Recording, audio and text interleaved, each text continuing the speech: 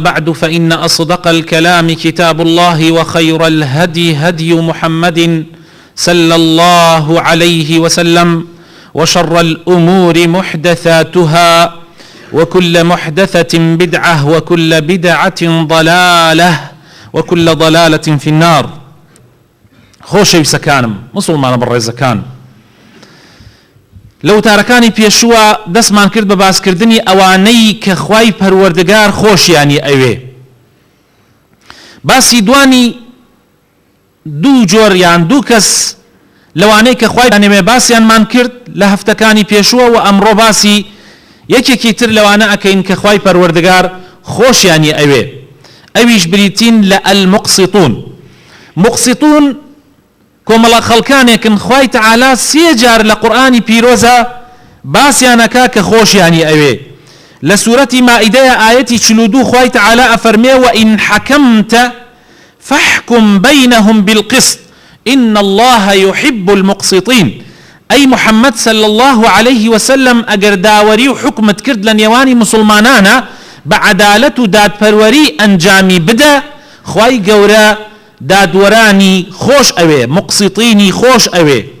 هروها لسورة حجرات آياتينو خواي تعالى أفرمي فإن فاءت باسي أواكا كدوك وما الله مسلمانان أجر بو بشريان ئەگەر کۆدوو کۆمەڵە مسلمانان بوو بە شەڕیان کۆمەڵێکیان تەعدایان لە ئەو کۆمەڵەکە کرد بە ناحەق خوای گەورە ئەفەرمێ ئێوە پشتگیری ئەوە مەزلومەکە بکەن دش بە زاڵمەکە تا ئەیتێرنە سەر ڕێگای حەق. جا ئەگەر ئەو کۆمەڵە زاڵمە هاتنە سەرتایم هاتنە سەر حەق ئەوە ئەو کاتە فئین فاءت فأصلحوا بینهما صلحی نێوان و ئاشتەوایی نێوانیان بکەن بعدالة بدات پروریانه بالعدل وأقسطوا أو فري محاولة بكن كداد وربن إن الله يحب المقسطين. خواي تعالى داد وران مقسطيني خوشوي. هروها خواي تعالى لسورة ممتحنة لآيات هشتا خواي تعالى باسي أواكا كوا مسلمان در حق بخلقاني غير دين عادل داد پرور به خواهي تعالى أفرمي لا ينهاكم الله عن الذين لم يقاتلوكم في الدين ولم يخرجوكم من دياركم أن تبروهم وتقسطوا إليهم إن الله يحب المقسطين. خواهي تعالى قد غيل ايوان نكردوا كوا برانبر بكسانيك غير دين كتعدان لتان نكرديا لتان نكشتيا دربدر تان نكرديا لمالي خوتان درتان نكرديا ئێوە چاکەیان بەرامبەر بکەن. خوا قەت قەدەغی ئەوە ناکە بە پێچەوانەوە. خوای تەعالا پێی خۆشە ئینسان دادوەر بێ هەتا لەگەڵ کافریشە. بەڕاستی خوای گەورە دادوەران و مقسیتینی خۆشە بێ. کەوابوو لەم ئاەتەوە بەمان دەرکەوت مقسیتون کێ؟ مقسیتون ئەوانن کە عەدالەت ئەجوولێنەوە دادوەرن. عەدالەت لە چییە؟ عەدالەت طبعاً یەکسانیە کە هیچ کەسێ بەسەر حەقی هیچ کەسێ نەدەی بەسەر ئەوی تریانە. ئەویش ئەوەیە کە وەکو پێناسە کراوە ئیعطاء المرء ما له وأخذ ما عليه. ئەوەیە هەر کەسێ چی حەقێکی هەیە پێی بدەی و چی حەقێکیشی لەلایە لێی بسێنی. زۆر مهمە چی حەقێکی هەیە لەسەرت. هەر کەسێک کە تۆ معاملەی لەگەڵا ئەکەی چی حەقێکی هەیە لەسەر حەقەکەی پێ بدەی ئەوە دادوەریە. و چی حەقێکیشی لەسرە لێی بسێنیتەوە ئەگەر توانات هەبوو لێی بسێنیتەوە ئەوە دادوەریە. کەوابوو مقسیتون کێن؟ مقسیتون ئەوانن کەوا بەو شێوازە معاملە ئەکەن لە دنیاە لە هەموو کاروبارەکانیانە. لە حەدیثی صحیحی پێغەمبەر هاتووە صلی الله عليه وسلم پێغەمبەری خوا ئەفەرمێ مقسیتون لە ڕۆژی قیامەتە منبەری تایبەتیان هەیە دوانگەی تایبەتی خۆیانیان هەیە لە ڕۆژی قیامەتە لای خوای پەروەردگار. کێن ئەوانەی کەوا ئەو مقسیتونن؟ ئەوانن کەوا عەدالەت ئەکەن دادوەرن لە هەموو حکمێکیانە لەگەڵ ئەوانەیە کە لە ژێردەستیانیان. ئیسە تۆ بۆ نمونە لە ژێردەستا کێ هەیە؟ کێ چاوی لە تۆیە و چاوی لە دەستی تۆیە؟ ئیتر تۆ ئەبێ بەرامبەری بە عەدالەت بکەیت. ئیتر ئەگۆڕێ لە کەسێک کەوا تەنها خێزانێکی هەیە لە لای. فەرقی لەگەڵ کەسێکا کە عایلەیەکی گەورەی هەیە. فەرقی لەگەڵ کەسێکا کە ڕئیس عەشرەتێکە. فەرقی هەیە لەگەڵ کەسێکا کە محافظی شارێکە. فەرقی هەیە لەگەڵ کەسێکا کە ڕئیسی وڵاتێکە. هەر یەکێک و سنووری عەدالەتەکەیان یان سنووری حکمەکەیان جیاوازە بۆیە ئەبێ وە پێی ئێوە تەعامل بکەی. یەکێک لە طبعا خۆی تعالی لە قورئانی پیرۆزە زۆر جەختی لەسەر ئەوە کردووە کە پێغەمبەرەکان حتا بە پێغەمبەرەکانیش یا داوود و خۆی تعالی ئەفەرمێ ئەی داوود ئینا جعلناکە خەلیفەتەن فی الأرض فاحکم بین الناس بالعدل. ئێمە تۆمان کردوتە سەرکردە و کاربەدەست لەسەر زەویە بە عەدالەت لە نێوانی خەڵکیە حکم بکە. وإيمي مسلمانش وإذا حكمتم بين الناس أن تحكموا بالعدل أجر إيوة داوريتان كد لنيواني خلقيا بيويس الدادورا نبن لحكموا لبريارة كانتانا يكيك لنا وكان إخواي پروردگار العدل يعني يكيك لنا وجوانا كان إخوان لصفات كان إخواي جورا أويك إخواي تعالى عادلة ظلم لكسناك بوية ظلم يشيل لنيوان همو خلقيا حرام كردوا جورا كان عدالة خوش يسكان موكو باسم كرد أقوري بس من هنديكي أخما بيرتان یەکێک لەوانە کە عەدالەت لە بینی دوو کەسە دوو کەس کێشەیان هەیە دێنە لای تۆ داوەری نێوانیان ئەکەی ئیتر تۆ بە هەر سیفەتێک ئایا تۆ پیاوێکی معقولی ئایا تۆ باوکێکی لە بین دوو کوڕتە عەدالەتەکەی حکمەکەی ئایا تۆ مێردی لە بین دوو ژنت هەیە لە بینیانە عەدالەتەکەی ئایا تۆ حاکم و دەسڵاتداری لە بین خەڵکیە عەدالەتەکەی یعنی ئەمە زۆر زۆر گرنگە لە سەردەمی پێغەمبەر صلی الله عليه وسلم طبعا پێغەمبەری خوا و هەموو پێغەمبەرەکان قودوە و سەرمەشقی ئێمە لە عەدالەتە هەرگیز زەڕە زوڵمیان نەکردووە. پێغەمبەری خوا صلی الله عليه وسلم ڕۆژێکیان دوو زەلامی ئەنساری هاتنە خزمەتی کێشەیەکیان هەبوو ئەمە وتی منە ئەوەی وتی منە دەیتر پێغەمبەری خوا صلی الله عليه وسلم پێش ئەوەی دەستکا بە حکمی نێوانیان پێغەمبەری خوا ئامۆژگاری کردن پیانی فەرموو با بزانن مسلمانەکان بزانن کە من کاتی حکمێک ئەدەم لە بینی دوو کەسە معنای ئەوە نییە کە ئەگەر دام بە یەکێک جاری وا هەیە ئەو کەسە حکمەکە لە نێوانە ئەکەم لەوانەیە ئەیدەم بە ئەو لەوانەیە ئەو ناحەق بێ بەڵام بەپێی ئەدیلە و بەڵگەکان من ئەیدەم بە ئەو ئاگادار بن هەر کەسێ حەقێکی بەمێکە هی خۆی نەبێ ئەوە بەشێک لە ئاگری جەهەنەمی پێ ئەدەم ئاگای لە خۆی بێ. ئەفەرمێ قسەکانی پێغەمبەری خوا صلی الله عليه وسلم تەواو نەبوو هەتا هەردوو ئەنسارێکە دەستیان کرد بە گریان هەردیان ڕاستیەکەیان وت بۆیە پێویستە ئینسانی مسلمان پێش ئەوەی بە چاوی هینەوە تەماشاکە دنیاییەوە تەماشای مەوزوعەکە بە چاوی قیامەتیەوە تەماشاکە من و تۆ کە کێشەیەکمانە بێ ئەبێ پێش ئەوە بڕۆینە لای حاکمیان بڕۆین لای مامۆسایەکی ئاینی کێشەکەمان بۆ حەلکە خۆمان بیر لە قیامەتی خۆمان بکەین و ئەگەر ناحەقی نواز بێنین لە مەوزوعەکە پاشان ئەو کەسەیشی کە حکومەکە ئەکە ئەبێ ئاگای لە خۆی بێ خزمایەتی نەخواتەوە لە مەوزوعەکە عەشرەتایەتی و بنەماڵەیی نەخواتەوە لە مەوزوعەکە چونکە مەسئلەی حکم مەسئلەیەکی زۆر زۆر گرنگە لە لای خوای پەروەردگار. پێغەمبەری خوا صلی الله عليه وسلم ئەصحابەکانی وا فێر کردبوو بۆیە کاتێک ئەبوون بە خەلیفە لە پاش خۆی بۆ نمونە عومەری کوڕی خەتاب کاتێ بوو بە خەلیفە یەکێک لە محافظەکان کە دای نابوو کاربەدەست و والی میسر بوو عەمری کوڕی عاص بوو.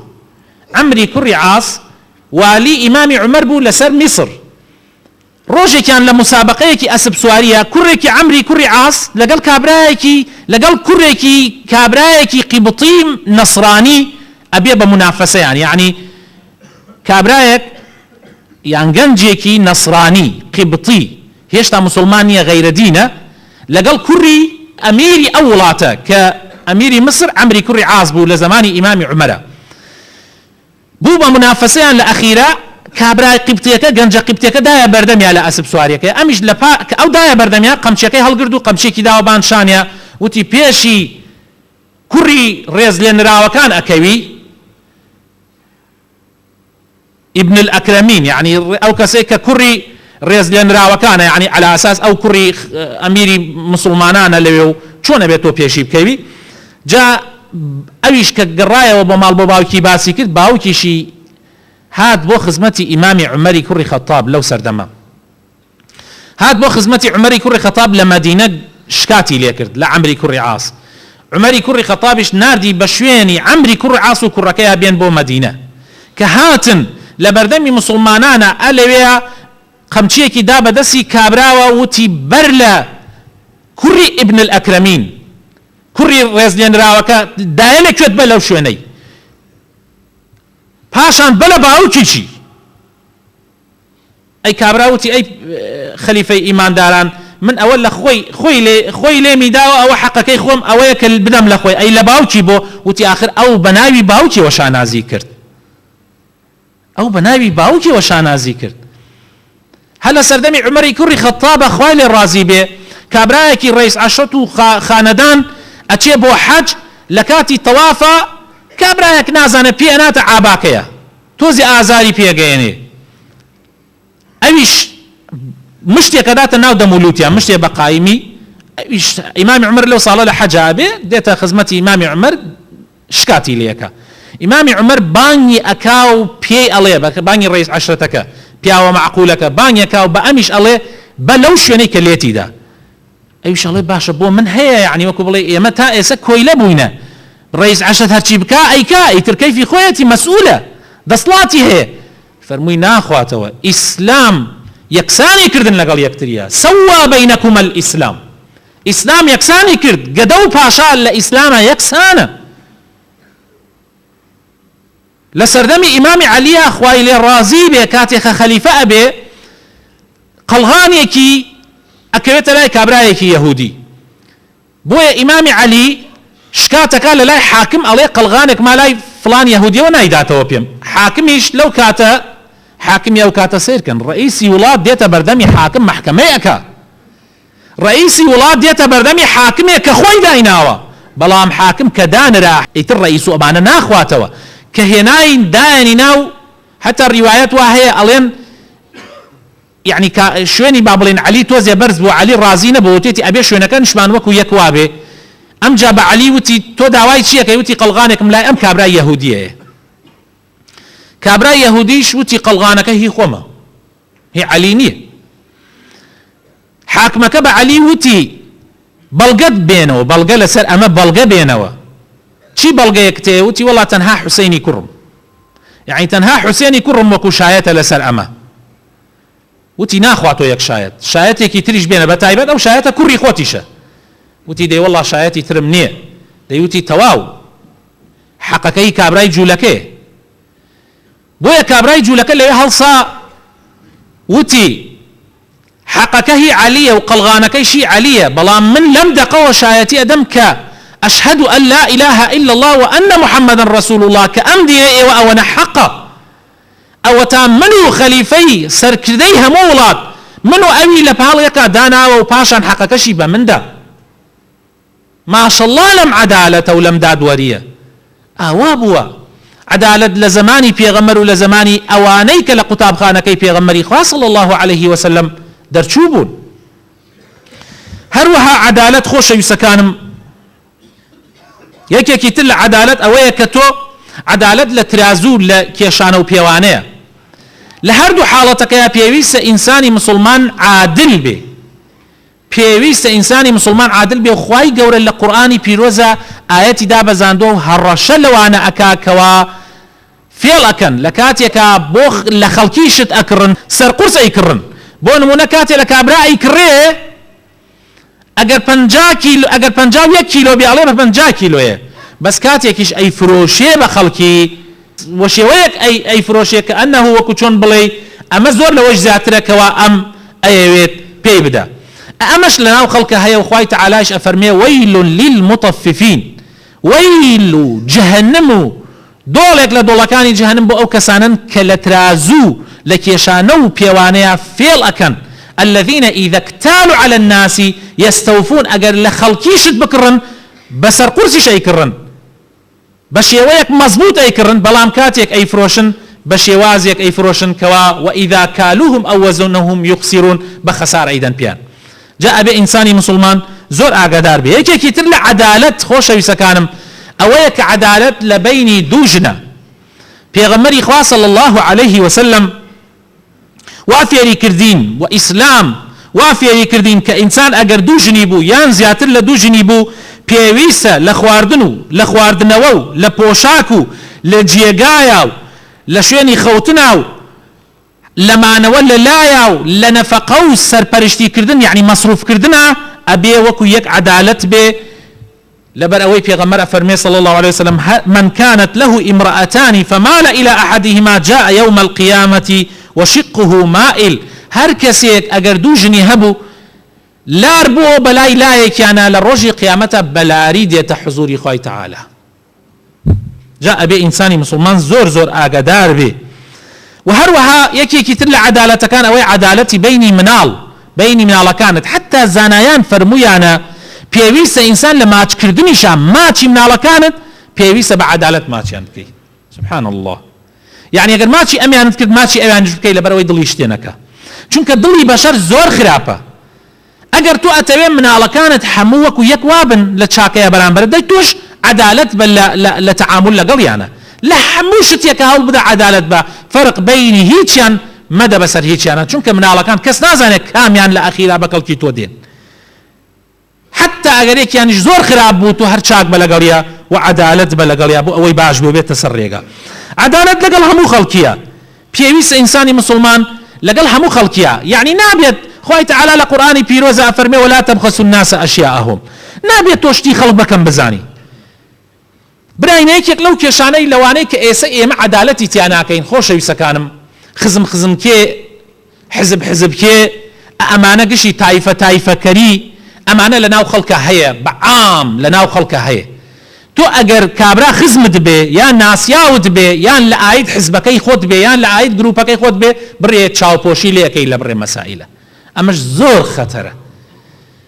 جاری وایە کابرایە زۆر باشە بەس لە تۆوە دوورە بەهۆی یەکێک لەوانەوە، یان لە بۆی خزمایەتی یان لە بۆی حزبایەتی یان لە بۆی تایفەگرایەتی، لە تۆ تۆزێ دوورە. یەکێکی تر ئەوەک ئەو نابێ، بەڵام لە تۆ نزیکە بەهۆی یەکێک لەوانەوە سەیرەکەی ئەم فەزڵەدەی بەسەر ئەوە ئەمە لەکوێ جێیەکەی تۆ لەگەڵ ئەوەیە خوای تەعالی فەرمێ ولا تبخسوا الناس أشياءهم، شتی خەڵکی بە بێقیمەت مەگرن. ئەبێ ئینسانی مسلمان زۆر ئاگادار بێ. داواکارم خوای گەورە بخاتن ناوجوانەکانی خۆی ڕەحمان پێ بکە، هیدایەتمان بدا، نوری ئیمان بخاتە دڵەکانمانەوە، لەسەر دینداریەتی و ئیسلامەتی بەردەواممان بکە. یا ڕەبی خوایە بۆ خاتر ناوجوانەکانی خۆت، بۆ خاتر ئیسمی عەظەمی خۆت خوایە لەو کەسانەمان بگێڕی کە دادوەر ئەبین لەناو ماڵ و مناڵی خۆمانە، دادوەر ئەبین لەگەڵ خێزان و ژنەکانمانە، دادوەر ئەبین لەگەڵ خزم و دۆست و برا و خوشک و کەس و کارەکانمانە. یا ڕەبی خوایە ئەگەر کارێکت خستۆتە ژێر دەستمان دادوەر بین تایە، یا ڕەبی خوایە لەگەڵ دادوەرانە حەشرمان بکەی، لەگەڵ ئەوانە حەشرمان بکەی کە خۆشیان تەوێ یا ڕەب العالەمین. یا ڕەبی خوایە بۆ خاتر ناوجوانەکانی خۆت شیفای نەخۆشەکانمان بدەی، بە تایبەتەوانی کە داوای دوعای خێریان لێکردین، ڕەحم بە مردوەکانمان بکەی، ڕەحم بە هەموو چین و تایفەکان بکەی، ئەوانەی کە حەزەکەن من دوعایان بۆ بکەم کێشەیەکیان هەیە خوایە ئەوە من لێرەوە داوا لە تۆ ئەەکەم کێشەکانیان بۆ چارەسەر بکەی، خوایە هەمومان ئامین ئەکەین، خوایە کێشەی مسلمانان چارە بکەی.